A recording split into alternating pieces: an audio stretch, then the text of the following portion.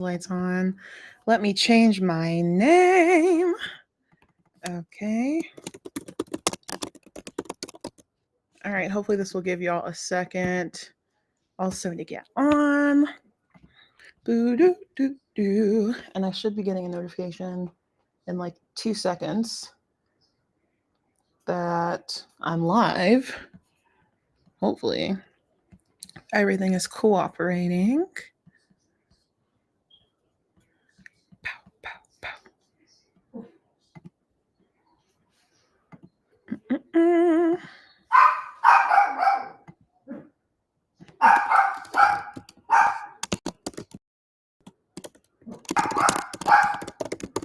And obviously, noise.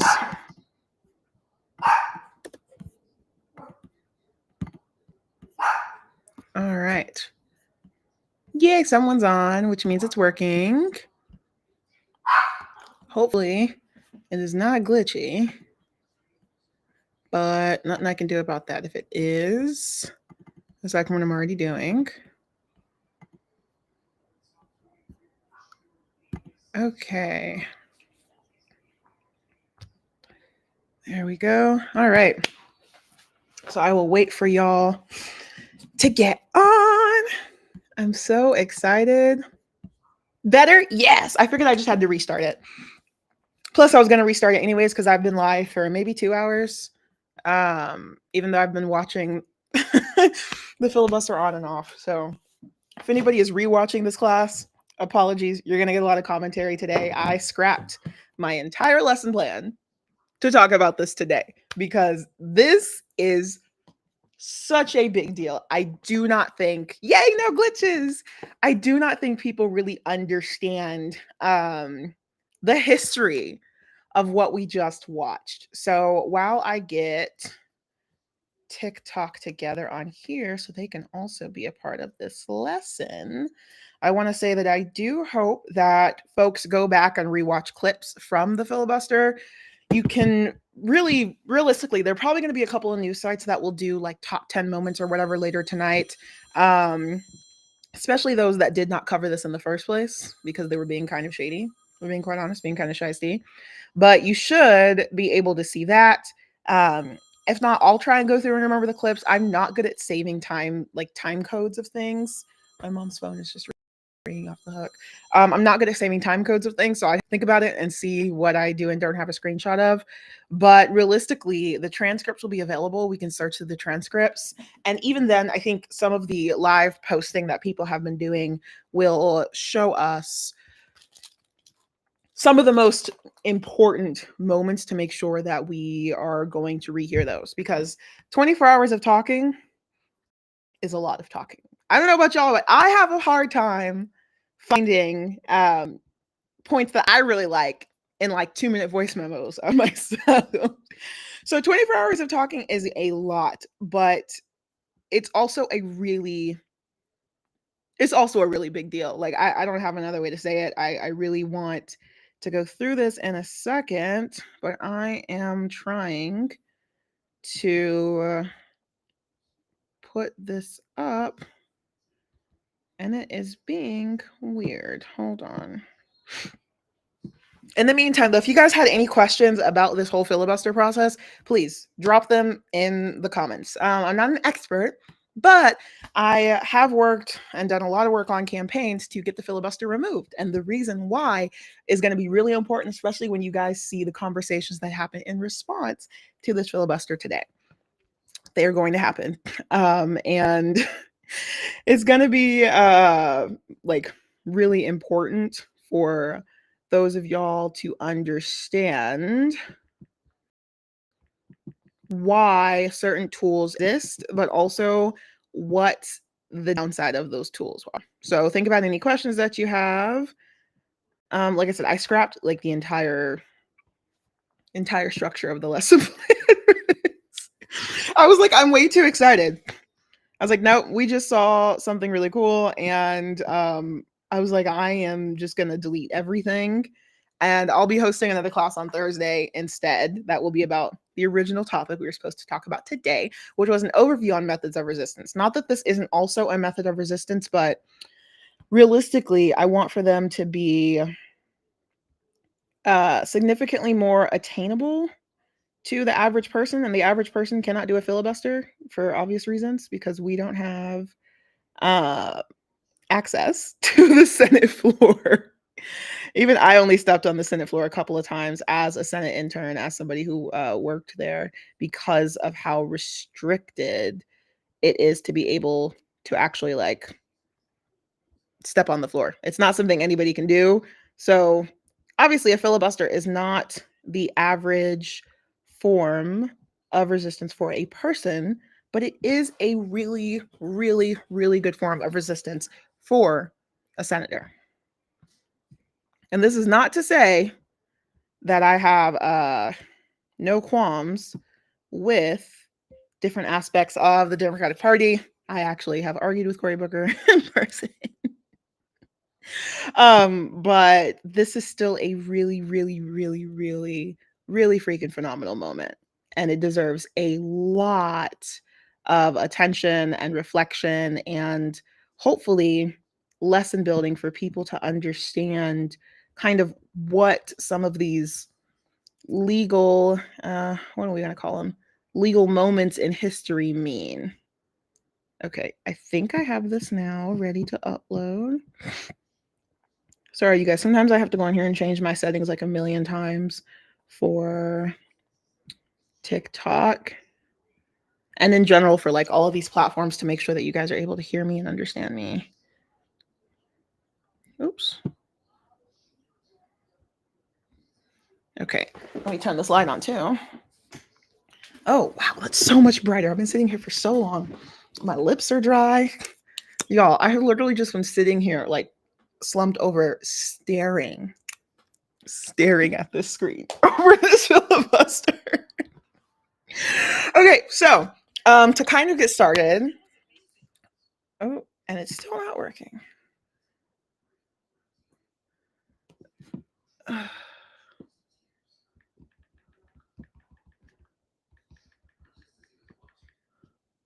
Why is it not working? That's what happens whenever I'm less prepared because I was so excited over this moment.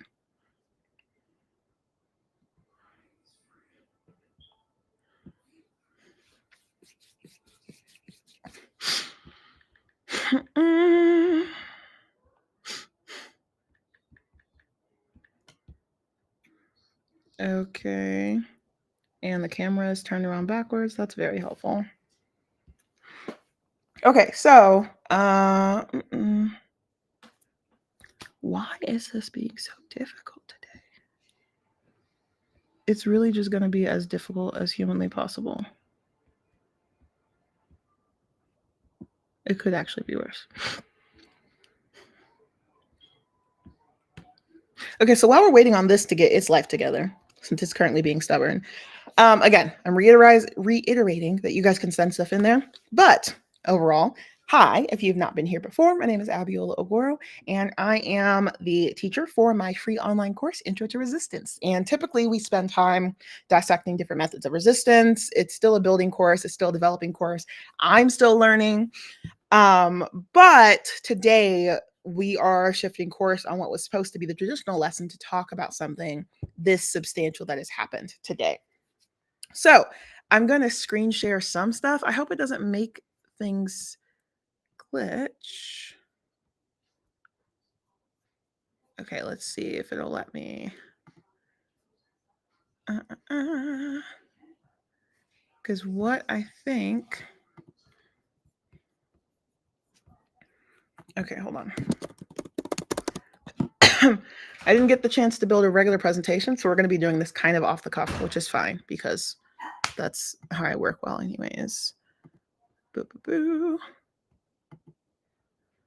Okay, you guys be sure to let me know if you start seeing any technical issues. So, what just happened? We just saw the breaking of a record in the United States Senate. And I've already had some people kind of be like, what does that matter? What's the goal? What is a filibuster? And so I feel like it's nice to take a minute to do a very general, like just easy to understand overview of what the filibuster is and also kind of how it came to be. A lot of the times when you have different legislative aspects of the Senate, of any governing body that we have here in the United States, they are built piece by piece, right? And by that, I mean that for the most part, it's not that, they had everything together and then all at once we're like, hey, here's this thing.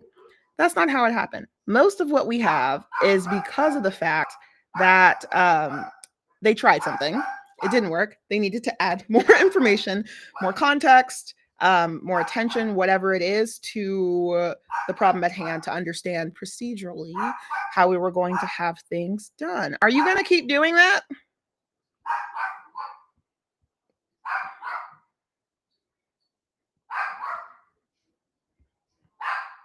Do you guys hear this?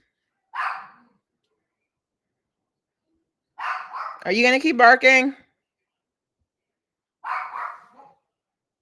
He didn't get to go to the bathroom yet because everybody else went out.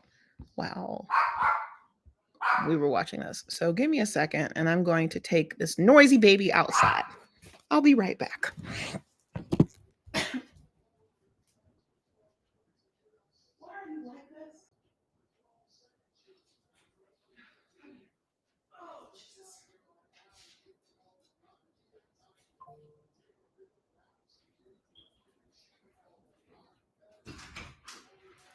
Nugget.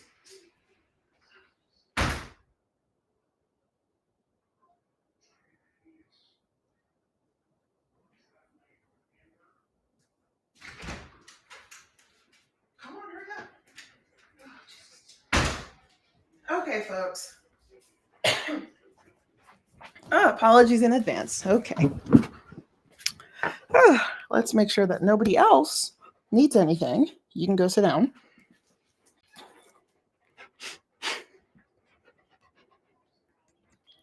Before I try and start talking. Oh my gosh, I think this is probably not going to be a high attendance class. And honestly, that is A-okay. So, as I've been trying to say, the filibuster and many other rules that exist in the United States kind of come about based on accidents, I think is the best way to explain it. People might disagree. They may say that's not historically accurate. Well, most of the times, we kind of have one of those systems that has been built relatively new compared to the rest of the world. And when you have a system that's relatively new, what ends up happening is you have a lot of varying opportunities that can happen for you to either make good decisions in terms of building or bad decisions. And we have a lot of bad decisions historically in our legal system that have then been buffered out by the better decisions. That happens a lot with the way that we legislate meeting rules. It happens a lot with the way that we, legislate what people should and shouldn't be doing in terms of, like Robert's Rules of Order, different conduct whenever you're in a meeting space, a government space. And so the filibuster is really important in the sense that it is a result of meeting rules. And the way that it has been used is extremely important as well. Why do these things not want me to have good things in life? So, Strom Thurmond is somebody that you're going to hear about a lot today. And we're doing a Google presentation. That's what we're doing today because I need for y'all to be able to get a lot of this information in real time. And obviously, aside from yesterday night, I don't think anybody really would have thought that we'd be having this kind of a discussion. 24 hours is not a short amount of time to stand and talk at all. Not a short amount of time to not be able to go to the bathroom traditionally. He very obviously had some other type of system. Not a lot of time to just do a lot of these things that I think we maybe not expecting initially. It's a big, big, big commitment.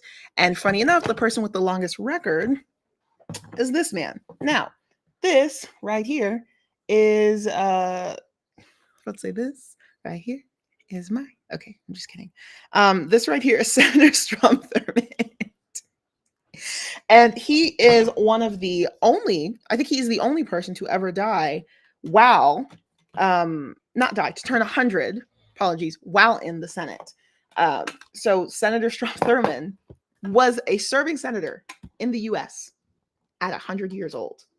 I want y'all to think about all the conversations we've been having about age, conversations about autonomy, and think about how wild it is for somebody at 100. I need y'all to go sit down to be voting on legislation. Well, Senator Strom Thurmond was that person. Yes, he is the OG racist. He is most notable because his filibuster, which was 24 hours and 18 minutes, was to stop the Civil Rights Act from passing. And part of what he did to stop the Civil Rights Act from passing to fill his time, because with a filibuster, you have to talk. That's the thing. You can't just stand up there. And realistically, you can't just stand up there and say la la la, right? You'll end up getting pushed out, and they have certain kind of rulings about what's appropriate and what's not appropriate that you can use. But part of his timing was that he literally pulled up bills and laws for voting rights in every other state. And actually, Chris Coons did a really good overview of this. And he pulled them up on every state and decided to like showcase that he felt like the rules already protected people. So he read through all these different important parts of legislation. I don't know if we actually have like any audio footage or video footage that's easily accessible for that. It's probably somewhere. And if I get bored, I'll go look for it. But that's what he's known for. He's also known for creating some of the worst housing laws on the books. He's also known for like just being very, very bad. This is a man that hated Black people. This is a man that hated a lot of different groups of people. This is somebody who, being a senator for, I think, 60 something years and being 100 years old while still holding his position, was able to push a lot of nasty legislation through that would never affect him or even then people that he was affiliated with. And so this is the record, the person whose record has just been broken today. And that's a very, very, very, very, very big deal. The second longest filibuster is belonging to none other than Ted Cruz, who has been tweeting sad faces today. I won't look at that. Sad faces today, and like talking about his frustration. His filibuster was 21 hours and I think 14 minutes, and it was to stop the Affordable Care Act from passing, which, mind you, passed shortly after. And there's one more, I think that's Buff Coons, but Chris Coons is the senator who was there supporting Senator Booker today. And no. Wait, was it Chris Coons? Oh shoot, was it Chris Coons or Chris Murphy? Oh Jesus, I think I posted the wrong person. I'll fix it. Yeah, it's Chris Murphy, not Chris Coons. They're both senators in the Senate, and they're both white men, so it's understandable how it happens. Chris Coons is a senator from what is it, Connecticut, I believe. My teachers would be rolling in their grave if I got that wrong. And Chris Coons is from Delaware. So similar structures of states and that kind of thing. Anyways, so Chris Murphy had one of the other longest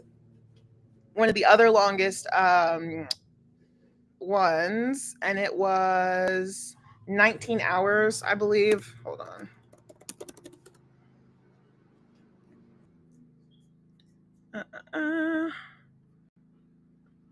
Was it 19 hours?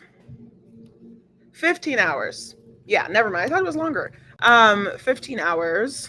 Yes, to try and get better gun control through the Senate.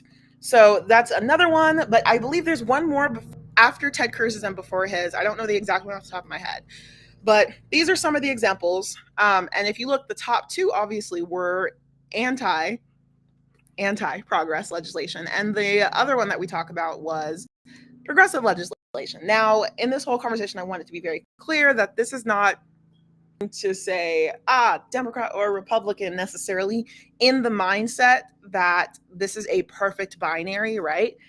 If you know me, if you follow my work a long time, I am very critical of people on the left. But I think in this moment, it's really important to recognize some of the general binaries that can exist of people who at least are going to openly support segregation legislation, who are going to openly call for certain behaviors, and those who are going to be at least on someone to the other side for that. We can have a whole conversation about, political affiliations later.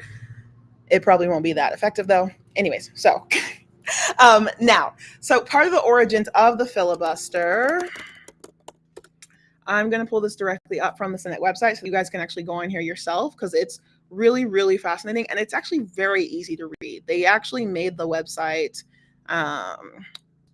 This is about the racist history of the filibuster, which we can look at later.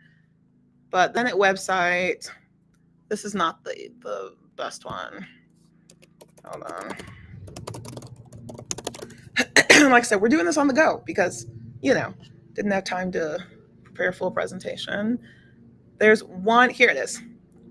So this part of the Senate website, it's very easy the way this one is done. I'll include all of this in links for you guys later. If anybody wants the link, you can just ask me for it. But this breakdown is like the clearest, shortest, easiest to understand. Now, there were a lot of people arguing today, it's not a filibuster because he's not trying to specifically go against legislation. As I said before, if you listen, the two biggest filibusters were trying to stop a vote on something that was actively on the floor. So it was being proposed. They were in the process of saying, hey, we want this vote, we want this bill to be voted for or against. We want it to happen or not happen, whatever. And the two people who protested that through their filibuster wanted those to not go through. Chris Coons wanted to push for gun violence protection measures, but it wasn't necessarily to stop what was happening at the time. Chris Murphy, not Chris Coons. Oh my gosh. And so some people were saying, well, what he did wasn't a filibuster because he's not specifically postponing one piece of legislation. But that's not true. As you can see right here, it is loosely defined, and it's an action designated to prevent a long debate, delay, whatever, amendment, or other debatable question. His filibuster stopped the Senate from voting regularly on other pieces of legislation. Not only that, but a filibuster is very useful for being a very strong form of resistance. It's being a strong form of dissent to whatever is happening. A filibuster is your way of saying, hey, I will not let XYZ continue without me, at least for as long as I am able to, trying to prevent it from happening. And that is what Senator Booker just did. Sorry, I've been live streaming for 4 hours and I also didn't sleep that well trying to look at some of this. And my brain's like, but it was definitely worth it. Now, if you look right here, it says prior to 1917, the Senate rules did not provide a way to end debate and force a vote on a measure. That year, Senate adopted 2/3 majority to end a filibuster, a procedure known as cloture. Now, the biggest thing is that a lot of times you still cannot get cloture on certain pieces of legislation, because here's the thing. We have a lot of majority voting rules in the United States. And a lot of times when you have things that require a majority vote, you are going to see that they might not pass, depending on how our governing bodies are divided up politically, depending on the timing, the accessibility. There are a lot of different things. So you have, though, to be able to do this in the filibuster part by making sure that you are holding the space. The part of the reason why you can't sit, why you can't leave, very, very, very few pieces of like accommodations for disabled folks, which as we know are not very well done, is because you are not going to be able to stop something without your physical body, your verbal, expression actually being what is dividing up these two things. I'm so sorry, y'all. My brain's like, so whenever you see the of also saying that you have to be physically there, you have to keep talking. It was a really important part of trying to designate a way for people to not just get up and just argue just because, but to actually have a stake in whatever they were doing. Let me see if I can find. Here we go. Oh, there are some videos on here, I think. Are any of these videos? Oh, no, it's not a video. Okay, apologies. But right here, you can see some of the highlights of filibusters. So you have right here, the civil rights filibuster ended. That was the one done by Strom Thurmond. You have, filibuster stopped the Supreme Court appointment. That was a big deal in 1968, so on and so forth. There are a lot of very historic moments. Now, when we talk about whether or not a filibuster is a form of protest, is it a form of resistance? When you are stopping something, right, that you view as harmful, when you are stopping something from proceeding as normal, that is an act of resistance. That does not necessarily mean that the act is coming from somebody who you maybe want to call a radical or somebody who you maybe want to call a a leader of justice, whatever. I think it's very, very important for us to sometimes recognize the fact that radical acts can come from non-radical people, and radical things can result from non-radical people's engagement. I say all of this to say, I know that there were many things that people have been saying online along the lines of, well, he's a senator, blah, blah, blah. Why does this matter? He's going to do X, Y, Z anyways. But it does actually matter, because the action at the end of the day is going to be a long lasting impact. Anytime now, okay, I'm going to move this over here. Anytime now you are going to look up Mr. Strom Thurmond, Cory Booker's face popped first. And coming for a word in the sense that is very literally going to now replace plaques, other forms of like visible accolades that would have prior been uplifting a racist are now going to be uplifted by somebody who is a Black senator, regardless of some of like the variations in what types of ideology we do and don't align with, regardless of some of the differences in like legislation for and against. That alone is a very significant moment of change. And we can talk later about the difference between somebody having what you may call, what is the word? There's a very specific phrase that people love to use. Notable change versus unnotable change, surface level change versus, long-term change, whatever. But this is one of those things that does make a very big difference. Additionally, part of what was said in the speech is what's really, really, really, really important. And I'm going to see if the transcripts are almost ready, because there should be some transcript. Here you go. Okay, this is Chuck Schumer's, but see right here, part of what Senator Booker said was, last night I read dozens and dozens of letters from terrified people. The stories were heartbreaking as people rendered their pride and gave us insights into the more painful aspects of their lives. I got emotional over one about a person talking about being diagnosed with Parkinson's and to know that the disease is debilitating, like my father, and wanted more help. She was paranoid that the burden on her family, they couldn't afford it. I had one amazing letter about a person who said they were a sandwich generation to 90-something parents they were taken care of, and two adult men, children with disabilities. And for all these people like you saw, nursing homes, Medicaid wasn't a plus or some kind of abundance heaped upon their lives. It helped them help the fragile financial world they were living. Keep the fragile financial world they were living in stable. Not just an $880 billion cut, Senator Schumer, but half of that or a quarter of that would cut services and pull apart their whole lives. So these are very substantial, important things that he is saying. Now, if you look and guys, let me know if I'm jumping around a little bit too much. Please drop some questions, or else I just talk and fill about myself up here. I'm going to show you where Ted Cruz's filibuster speech is. So in 2013, Ted Cruz did the 21-hour filibuster speech, and I'm trying to see, during parts of it, he read Dr. Seuss books. Here we go. Turned playful as he read his daughters a bedtime story through C-SPAN. He read I Do Not Like Green Eggs and Ham by Dr. Seuss. Whereas when you look at part of the record for what the time Cory Booker spent talking about on this time period on this floor, right, with this national, international stage, with all eyes breaking all these records, they were important things, right? You're talking about letters from constituents. You're talking about pointing out hypocrisy and governmental attributes, whatever. Whereas like part of Ted was just complaining. It was just a matter of discussing how he felt like Obamacare was harmful. Here we go. To defund Obama, rather than actually referring to the legislation as what it was, which was the Affordable Care Act. So just in the language, there's a very big difference in the purpose, the reasoning, and the goal of what these different filibusters were. Like I said before, Strom Thurmond just read laws from every single state about their voting procedures, not actually having a point. So to have this kind of a speech so well articulated, let's see if we can find, I'm sorry guys, my allergies are also kicking my tail. I'm trying to see if we can find a picture of the binder, because he had this one binder that was there for a majority of it, and it was very, very well organized. And it was very clear that the way he was navigating through it was very well organized. There you go. You see right there. Oops. What did I do? Ugh, what did I do?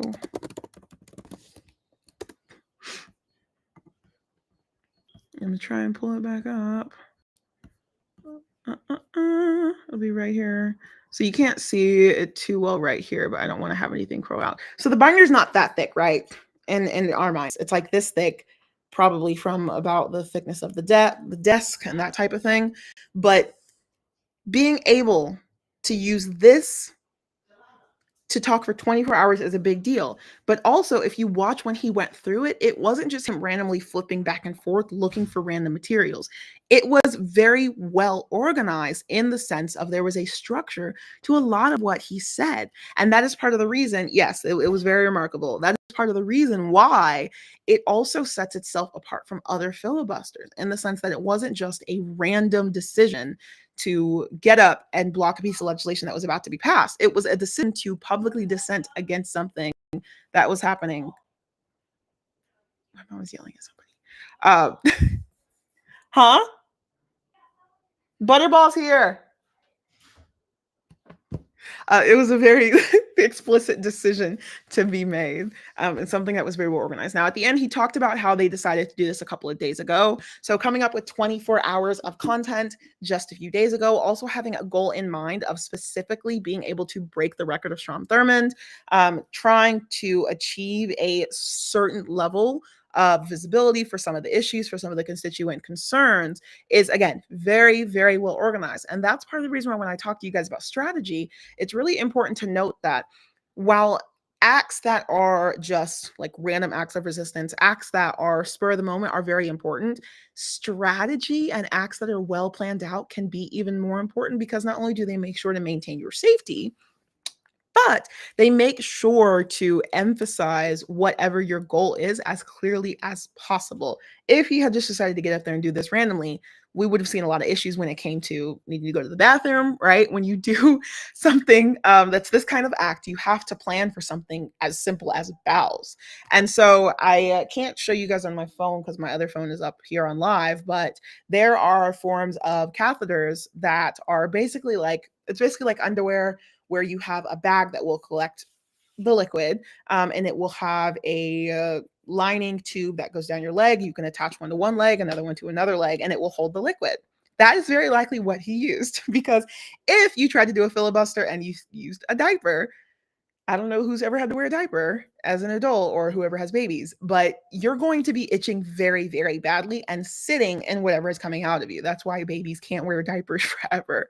So, even just down to the part of like having a strategy for not having to relieve yourself, to go to a restroom for 24 hours is a big, very brilliant deal. Just the planning that goes into that, even if it's just a few days, and being able to recognize that. Yes, people didn't realize you cannot go to the bathroom. When you are doing a filibuster, you cannot go to the bathroom. Again, the arguments for if somebody has a disability that is related to needing to relieve themselves and whether or not that would be allowed are very meticulous, because of the fact that we know that a majority of the Senate are going to be able-bodied folks. They're going to be folks that have a lot of privilege that often are not going to be restricted by some of those things, considering the fact that the Capitol is not always as accessible as it should be in some ways. But yes, so other than that, you cannot go to the bathroom. Yeah, I didn't realize you guys didn't know that on TikTok either. Yeah, so you cannot go to the bathroom. You do not get to stop and move. The rule typically is you cannot sit at all. You have to stand and you have to be talking. You can take short periods, obviously, to, maybe gather your thoughts. You can take some time. The exact amount of time, I've never seen anywhere directly declared, but it's probably going to be up to the person, for the most part, who is the chair of the Senate. But you cannot just like take a break. That's not a thing. Now, the closest thing that you get, because I guess this is more of a history lesson than anything else, to taking a break is when people ask you questions. That is why earlier today and throughout. You can find it anytime if you choose to go watch. You'll see somebody be like, "Hello, Senator Booker, I would like to ask you a question." And before they ask their question, it's like 5 minutes of them just talking. These also were planned speeches, if you look at them, very well done, talking about different issues that they felt were important, highlighting things, giving him more materials to, answer with, giving his brain some relief. And he still had to stand. But he was able to at least stop talking and rest relatively so for 5 to, I don't know what the longest question was. I don't think it would have been longer than 15 minutes, but I have to actually double check that. But again, I didn't watch the full live stream. I watched maybe about 6 hours.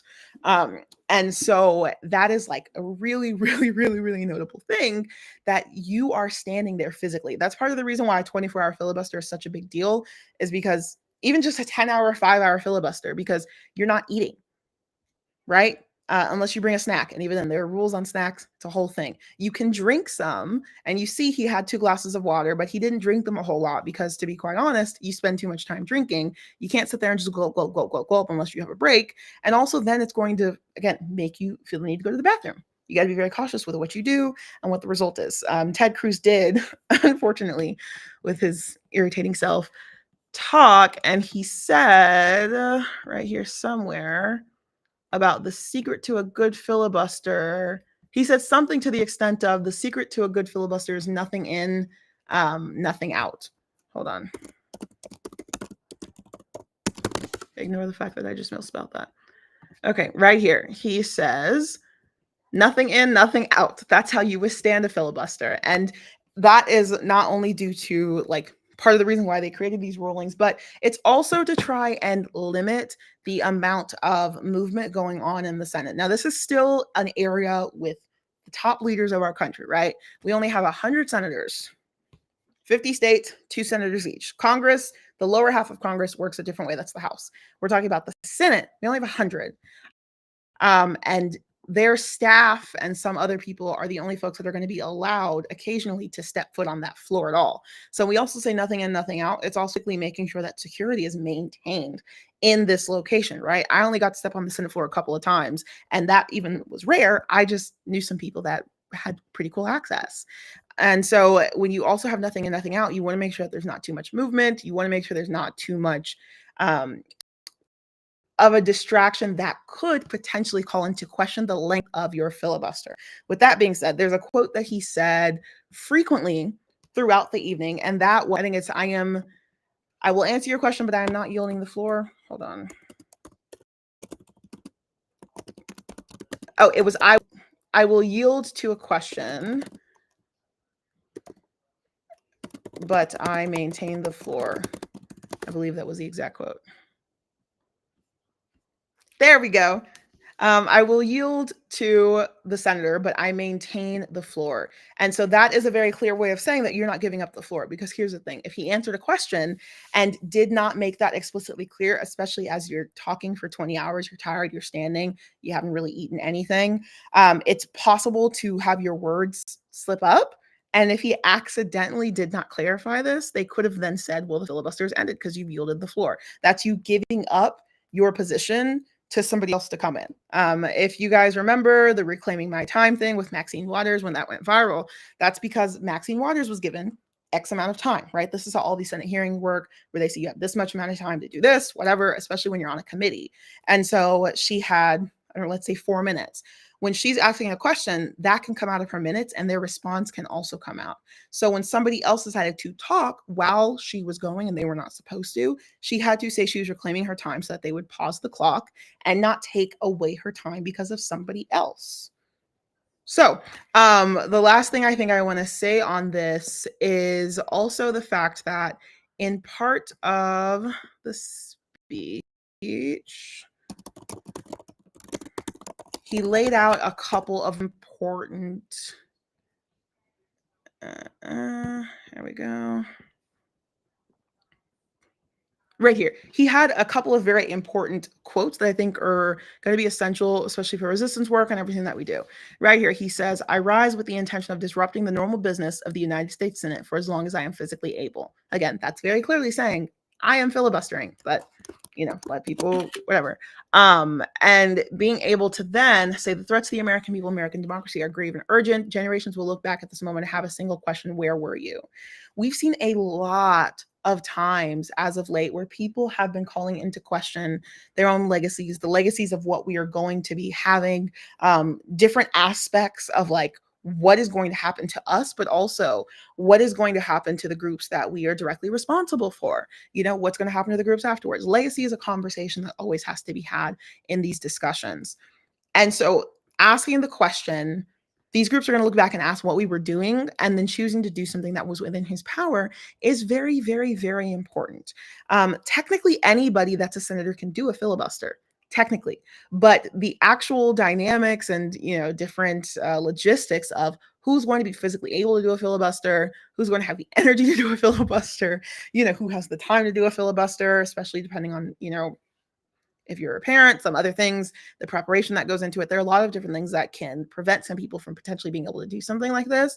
So even though some people have thought, oh, well, whatever, it's just talking, it's a very large commitment.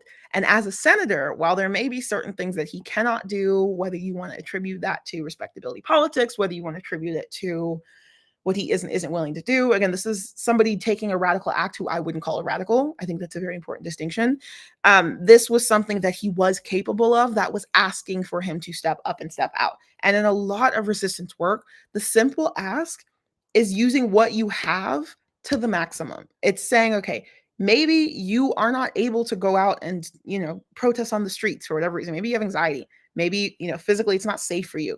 Maybe, again, you have anxiety. That's a very valid reason. Maybe you don't know enough of the organizers and you don't trust them to actually make sure that you're going to be safe in those protests. Like maybe you can't risk getting arrested from a protest. There are a lot of reasons why somebody cannot physically protest that make them very valid. But with that being said, if you know that you have access to a phone, if you know that you have a certain amount of hours a day that you are able to stop and, make sure that you're going to teach people or whatever, you then can use that tool that you have to its extent. And that is the equivalent of what's happening here. It's saying, this is something that's within my power to do. It's, maybe not an easy thing to do, but compared to other people, this may be relatively easy for me to accomplish.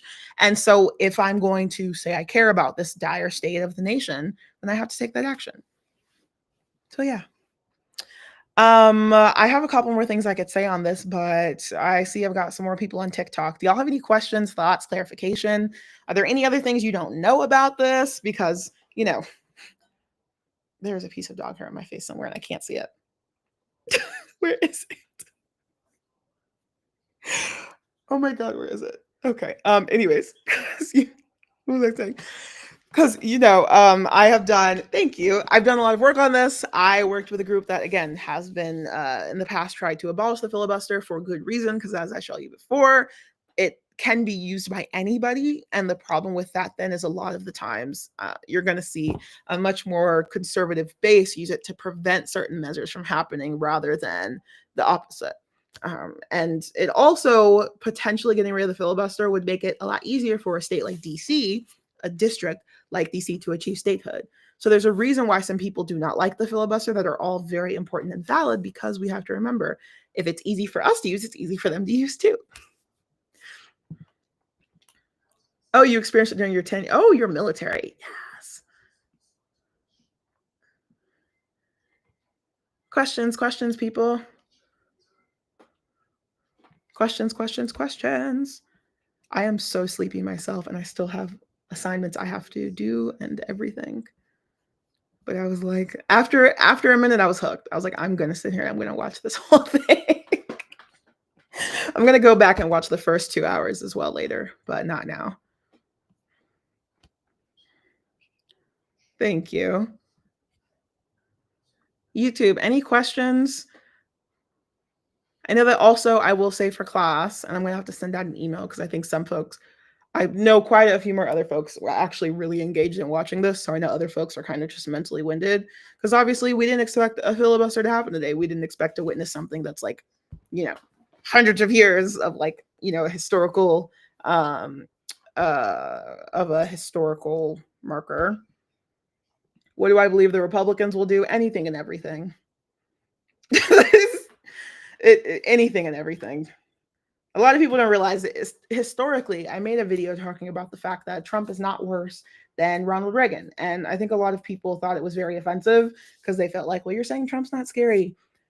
The difference between certain types of tactics that these different groups use, hey, hun, teach a lot about what our abilities to combat them are. And so far, the Trump administration has said, we're going to do XYZ, and then they try and do XYZ. Whereas when it came to an administration like the Reagan administration, when it came to like the Nixon administration, like all these different administrations that Woodrow Wilson, that caused some of the most systematic harm that we have ever seen, that we're still dealing with the repercussions of, they were much more strategic and quieter about their actions. So it was much harder to actually know what they were doing, right? This administration, they're saying, hey, we're going to abolish this department. And that's their goal. They tell you they're going to do it. At that time period, I highly doubt you would have heard Reagan going on TV and saying, hey, I want to, demolish Black and Latino communities. So I'm going to pump drugs into them, right? Like that's not a thing you would have heard. So you may not have known the exact tactics and what would be happening. Whereas right now we're in a time period of people that like to announce their actions, which means that more than ever, we actually have a way to be equipped to combat those actions because they're telling you what they're doing. They're telling you almost every step of the way exactly what they're doing, because it also works as a fear-mongering tactic to say, hey, if somebody, like, how when on like a TV show or something, somebody will send a threat and be like, hey, I'm going to try and attack you. Or when somebody sends like a bomb threat on a show or in real life, right? The goal is to make sure that you have enough time to be scared. It's making sure that you have just enough time to be worried and nervous and feel like you can't stop it because now you know that it's going to happen. If you don't know that a bomb is going to explode, you can't stress about it, right? Because you literally have no way to anticipate that typically, if we're talking about extreme situations, and especially if we're talking about like strategy and regions, whatever. But when you know something's going to happen, it's going to make you a lot more afraid because of the fear that you can't stop it. And that is a very important and valid fear. But in a situation like this, we have to recognize how powerful it is that we do have enough hindsight and foresight to prepare ourselves accordingly. So I think the Republicans are going to tell you exactly what they're going to do. I think you can expect an announcement probably in like 30 minutes or so, because it's about to be 9 p.m. on the East Coast. That's typically when political things love to go live for stuff. So probably in 30 minutes or so, you're going to see some type of response. But it is important to say that the person who currently maintains the order in the House, in the Senate, did actually relatively support Senator Booker, which is a big deal. So he could have tried to invoke a lot of different things, and he chose not to. And I do think that that is an interesting testament to some aspects of bipartisanship, kind of. He could have abused his power and he didn't. So that's, something. That's what I got to say on that. Any other questions, thoughts, concerns? And again, I will send you guys an email out if you're part of the class. If you're not officially part of the class, make sure you send me an email or send me a message, sign up in my bio, because I did officially get a grading system that works really well. I'm very happy with it, where you guys can actually get the assignments on there. You can respond to the assignments on there. And I am now able to actually like give you grades back, give you little comments. It's very cute. I'm very excited about it. And it's like $10 a month and it's built by teachers. I love it. I'm very thankful for it. No problem. Oh, and I will be trying to send a schedule out, I think, for teaching the class we were supposed to teach today on Thursday. Because like I said, from this morning, I decided to just say, I am focusing on this filibuster while I had to take my own class for grad school and other things. So I didn't finish y'all's presentation for today because I always do them the day of anyways. But I build all the presentations I do for everything the day of. It's not great, but it's ADHD. So why did you just lick me? What was that for? Okay. Thank you. Mm-hmm. This is who is licking me. Are you being sweet? Are you being sweet? Are you being sweet? Say, I'm a very sweet baby. Say, yes, say class is chaotic, per usual. You're so sweet. Okay, last call for questions. Yes, dog tax. He's like very sleepy today. You're so cute. Thank you. These are new glasses. I do love them. I guess this is what he's doing now.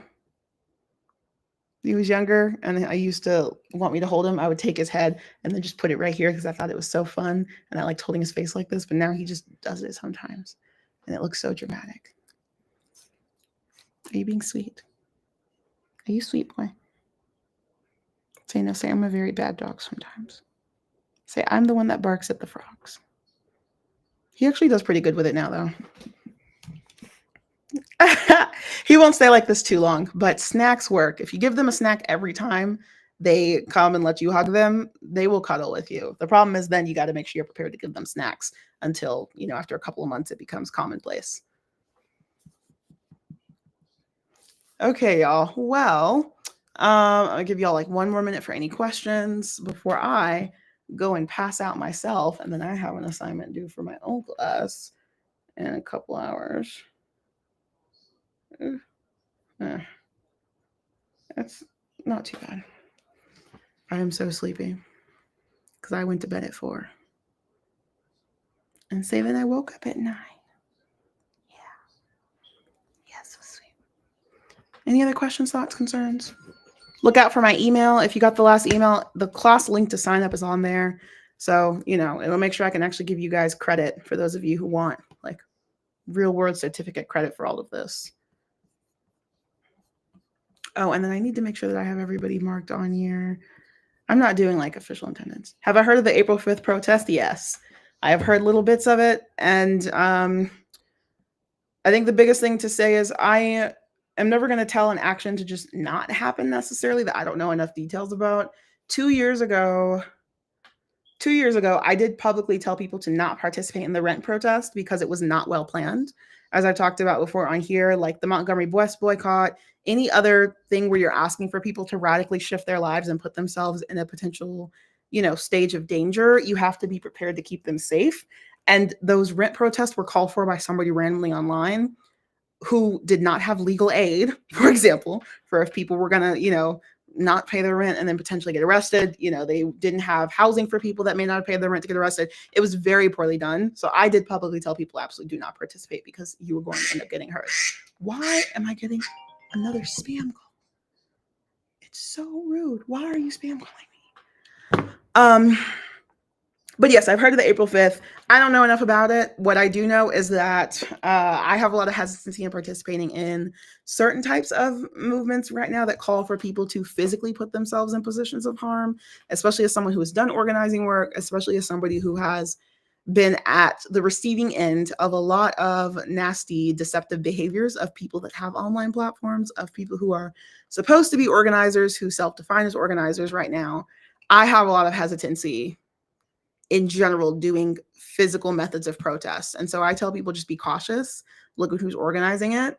If you can't figure out who's organizing it, then be cautious because, any physical protest that you don't at least have some type of organization that you can attribute part of the call to, you may be walking into a trap and you don't know it. If it doesn't require your body to physically be put on the line, I think it can be useful. If it's, withholding something, that's not going to cause you severe harm, especially like boycotts, those kinds of things. Always engage them if you can, because to be honest, they're probably never going to hurt you, right?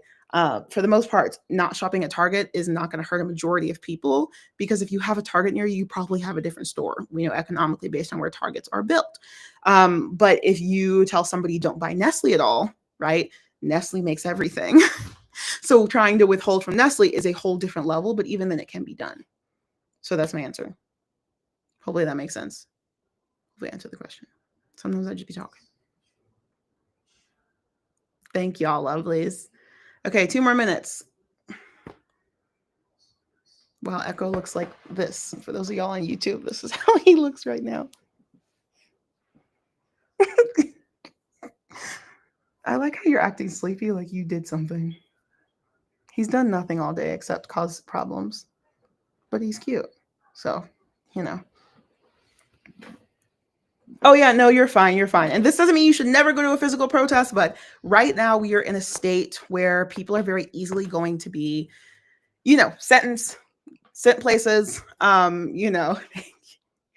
I would say like in like 2001, 2002, 2003.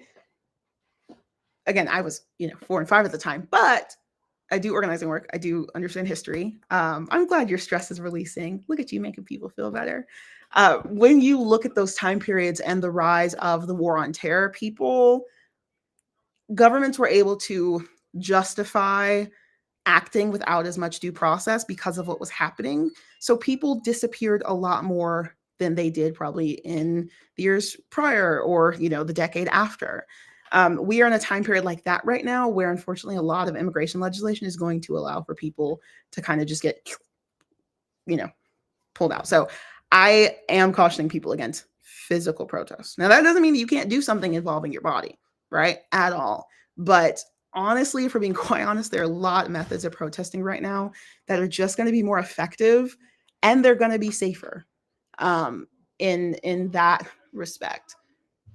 Not the saying that, online, nothing you do can't come back, but it's still very different than being put in a place where you don't have time to respond.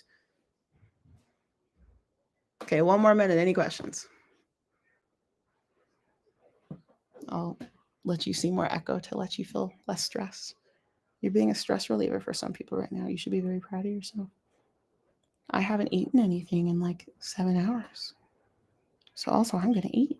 And you get to eat too. It's on your nose. Don't move. What is that? Yes, the only thing showing a protest is visibly showing movements. But a lot of times you can now they can do their best to stop it. So the other forms of visibly protesting, which I was going to go over some today, but we'll go over it on Thursday and next week, are, like right now you see people visibly having to put stickers on their Teslas that they don't want them to be harmed. That's not a bunch of people standing in a place, but it's visual and you can see it. So that's, something that's very, very less physically involved. That also makes a big stand. But yes, people still can and should go to some protests that are in person. It's just you got to be selective. Yes, or saying they're a Toyota. That's something that people can see everywhere, where they're seeing stickers that say, please don't be mad at me, I have a Tesla. That's a big deal. Because you could gather 10,000 people to protest Tesla in one place, but seeing 10,000 stickers on Teslas, that's a whole other level. Oh, I just moved a piece of cheese and he can smell it. That's not even the cheese, that's just a wrapper. You woke all the way up. It's not even the cheese. It's just the cheese wrapper. You just tried to eat wax. Okay, I'll give you a piece. Okay, y'all. Y'all have a good night. Thank you so much. Feel free to DM me any questions. I'll send an email out. I also think I have a post that's uploading right now about some of this filibuster stuff, so y'all should see it. And I'm going to not be lazy and film a real video tomorrow for y'all. And maybe edit the 4 that I filmed 2 weeks ago that I haven't posted.